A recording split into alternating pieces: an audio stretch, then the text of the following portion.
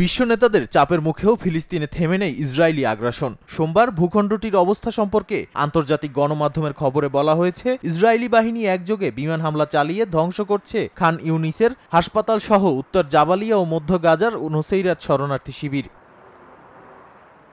এরই মধ্যে উত্তর গাজার আল আওদা হাসপাতাল ঘিরে রেখেছে দখলদার বাহিনীরা। ভেতরে আটকা পড়া রোগী ও কর্মীদের কাছে যৎসামান্য খাবার থাকলেও সুপেয় পানির অভাবে ভুগছেন তারা।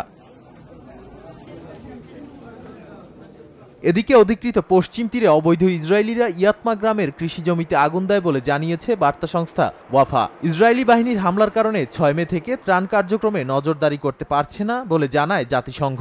চলমান আগ্রাসনের মধ্যেই রাফায় অভিযান বন্ধ ও বন্দি বিনিময় চুক্তি নিয়ে আলোচনা করতে নেতানিয়াহুর সঙ্গে বৈঠক করেন যুক্তরাষ্ট্রের নিরাপত্তা পরিষদের উপদেষ্টা জ্যাক সুলিভান।